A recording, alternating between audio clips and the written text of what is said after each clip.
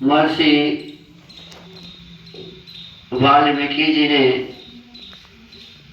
रामायण की रचना की है और इसका स्वाध्याय हम सभी प्रतिदिन करते हैं। इस वाल्मीकि रामायण में अभी बाल कांड का स्वाध्याय हम कर रहे हैं और बाल कांड में 24वें सर्ग का स्वाध्याय हो रहा है। पिछले दिनों हमने जाना था कि महर्षि विश्वामित्र के साथ जब भगवान राम आते हैं तो पहला दिन उनका निवास होता है सरयू नदी के दक्षिण तट पर। दूसरे दिन का निवास होता है एक स्थान है जहाँ सरयू नदी गंगा में मिलती है, तो उस संगम के स्थान पर एक आश्रम है और आश्रम किसका है? भगवान शिव जी का आश्रम है, जिसमें वो अपने मन को एकाग्रचित्त करके तपस्या करते हैं। तो ऐसे आश्रम में दूसरे दिन का निवास होता है और जहाँ भी निवास होता है तो वहाँ संध्या और हवन प्रातः काल भी और सायं काल भी भगवान राम, लक्ष्मण जी और विश्वामित्र जी, ऋषि विश्वामित्र जी करते हैं। अन्य ऋषि मुनि जो उस आश्रम में रहने वाले थे सबने ऐसा किया। फिर प्रातः काल हुआ, तीसरे दिन वो गंगा को पार करते हैं। किससे गंगा को पार किया? नाव से। किससे पार किया? नाव से। और गंगा को पार करते समय जब बीच में गए तो बहुत जोर से आवाज हो रही थी। पूछा कि किस चीज का आवाज है? तो महर्षि विश्वामित्र ने कहा कि एक तरफ से सरयू नदी की जल और दूसरी तरफ से गंगा जल, दोनों के टकराहट का जो आवाज है यही आपको सुनाई दे रही है। फिर जब पार कर लिया तो एक जंगल मिला। क्या मिला? जंगल मिला। उस जंगल के बारे में भगवान पूछते हैं कि ये क्या है? तो महर्षि विश्वामित्र जी कहते हैं कि किसी जमाने में यहाँ मलद और करुष नाम का बहुत ही समृद्धशाली प्रदेश था, लेकिन हुआ ऐसा कि उस प्रदेश में एक राक्षसनी आ गई। कौन आ गई जी? राक्षसनी आ गई। और उस राक्षसनी के कारण यह जो क्षेत्र है तो वीरान सा दिख रहा है, क्योंकि वो बहुत ही ज्यादा नुकसान पहुंचा रही है। तो उसका नाम क्या है अब आगे बताते हैं।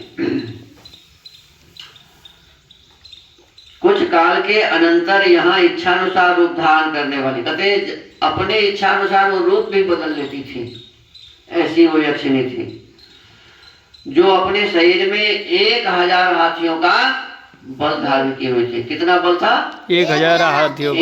1000 हाथी का जितना बल होगा उतना बल उस यक्षिणी के पास।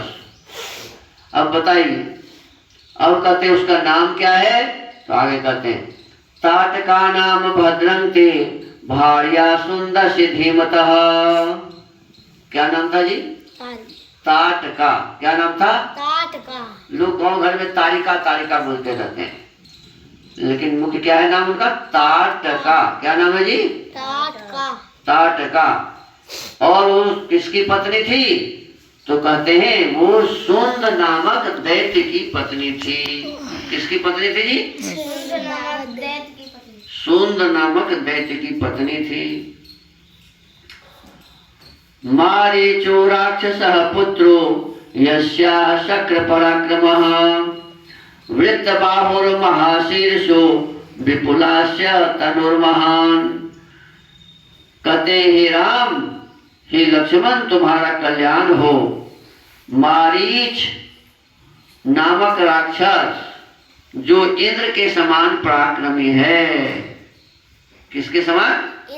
माने जितना बल इंद्र को है उतना बल किसको है जी?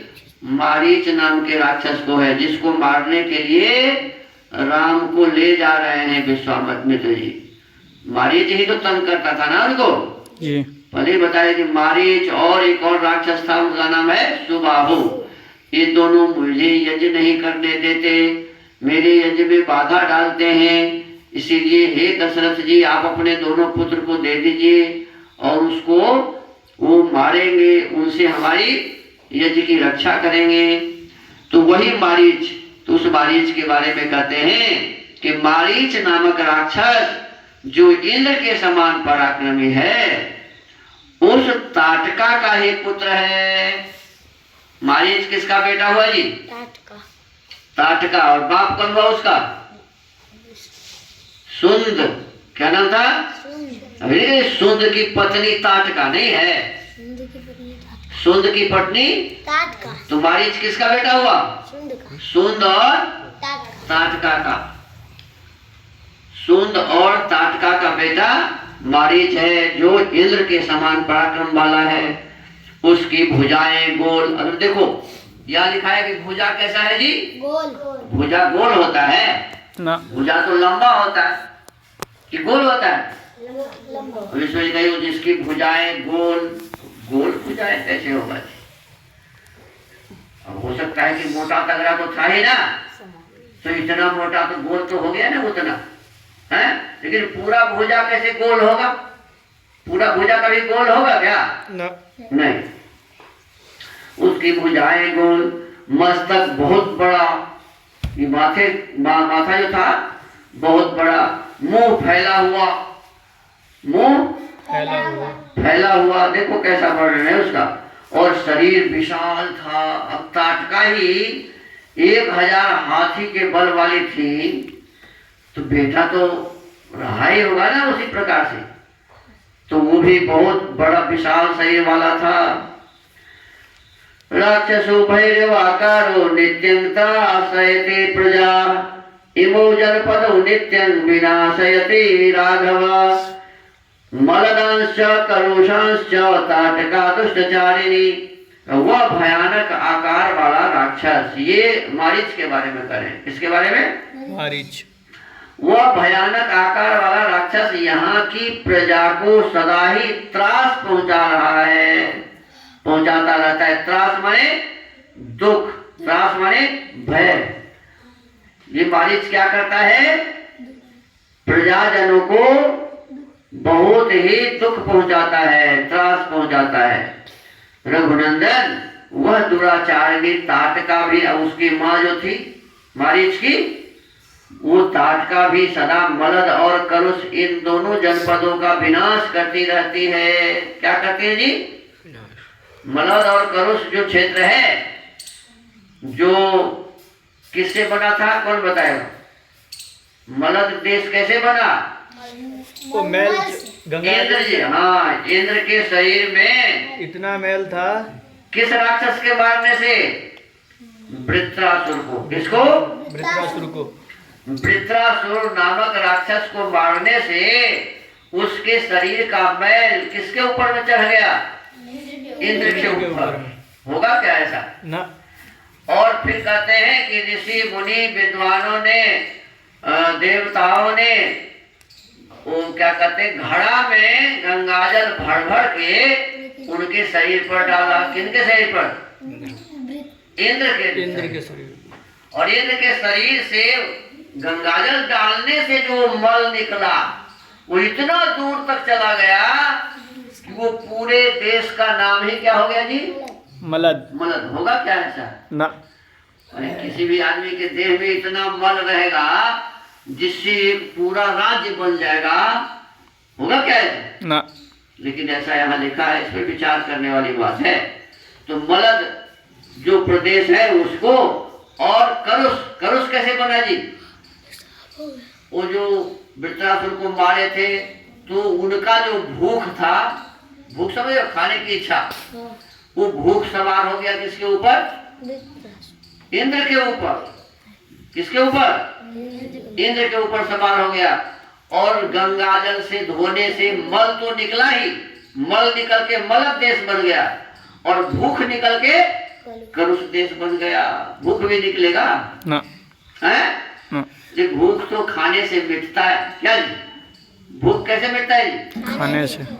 अब गंगाजल से धोएंगे तो भूख निकल के एक देश बन जाएगा ना। तो ये सब विचार करने वाली बात है। तो इन दोनों देश जो थे, जो था मलद और करुष, इन दोनों प्रदेशों के लोगों को बहुत ही दुख देती है, उसका विनाश करती रहती है। कौन? ताटका। ताटका। और उसका बेटा मारीच भी यही काम करता है, उस क्षेत्र के लोगों को बहुत परेशान करता है। सेयं पंथानम आवृत्य वसत्यत्यर्ध योजने अतएव च गंतव्यं ताटकाया वनं यतः स्वबाहुबलमाश्रित्य जहीमां दुष्टचारिणीं। वह यक्षिणी 1.5 योजन 6 कोस तक के मार्ग को घेर कर इस वन में रहती हैं। कितनी दूरी को? 1.5 योजन माने 6 कोस। कितना? 6 कोस के जगह को घेर कर रहती है। हो सकता है ऐसा, जगह को घेर कर का मतलब है कि मान लो कोई आदमी है, बदमाश है, तो उस गांव में उसका तो एक ही घर है ना जी, लेकिन पूरे गांव को क्या करता है जी? परेशान करता रहता है। तो इसी प्रकार से वह ताटका नाम की राक्षसनी और सुंद उसके पति देव थे, ये सुंद नाम के जो दैत्य थे, और इसका बेटा जो मारीच था, ये सब तो बदमाशे था। इन बदमाशों ने वो मलद और करुष इन दोनों क्षेत्रों को घेरा हुआ था। तो कहते हैं कि 6 वो क्षेत्र कितना था? 6 कोस। कितने दूरी में? 6 कोस के क्षेत्र को वन में घेर कर और सबको दुख दे रही थी। मार्ग को घेर कर इस वन में रहती है। अतः हम लोगों को जिस ओर ताटका वन है उधर ही चलना चाहिए। जहाँ वो ताटका 6 कोस में बैठी हुई है, परेशान कर रही लोगों को, वहां जाना चाहिए। तुम अपने बाहुबल का सहारा लेकर उस दुराचारिणी को मार डालो। क्या आदेश दिया? वो जो दुराचारिणी ताटका है उसको क्या करो? मार डालो। मन योगादिमं देशं कुरु निष्कंटकं पुनः नहि कश्चिदिमं देशं शक्तो ह्यागन्तुमीदृशम्। मेरी आज्ञा से इस देश को पुनः निष्कंटक बना दो। यह देश ऐसा रमणीय है तो भी इस समय कोई यहाँ आ नहीं सकता है। क्यों? उसी के डर से। किसके डर से? ताटका के डर से। इतने सुंदर प्रदेश में भी कोई नहीं आ सकता है। यक्षिण्या घोरया राम उत्सादिता मसह्यया एतत्ते सर्ववाख्यातं यथैतद्दारुणं वनं यक्षाच्योत्सादितं सर्प मद्यापि न निवर्तते। राम, उस असह्य एवं भयानक यक्षिणी ने इस देश को उजाड़ कर डाला है। मैंने दोनों क्षेत्र को, करुष और मलद देश को क्या कर दिया जी? उजाड़ दिया है। वह वन ऐसा भयंकर क्यों है, यह सारा रहस्य मैंने तुम्हें बता दिया। ये भयंकर जो दिख रहा है इसका कारण कौन है? ताटका। कौन है जी? ताटका नाम की राक्षसनी। तो आप उसे मार डालो। मैंने सभी का आपको बता दिया है। अब आपका काम है कि उसको कैसे मारते हो। यह सारा रहस्य मैंने तुम्हें बता दिया। उस यक्षिणी ने इस सारे देश को उजाड़ दिया है और वह आज भी अपने उस क्रूर कर्म से निवृत्त नहीं हुई है। पता नहीं कब से उजाड़ रही है और अभी भी उजाड़ने का काम जारी है। इसीलिए यहाँ ये भयंकर लग रहा है, यह जंगल जैसा लग रहा है। तो आज रामायण के इस स्वाध्याय को यही विराम देते हैं। आगे 25वें सर्ग का स्वाध्याय होगा बालकांड के। तो इसके पश्चात ये जो हम करेंगे, अभी स्वाध्याय के क्रम को यही विराम देते हैं। ओम।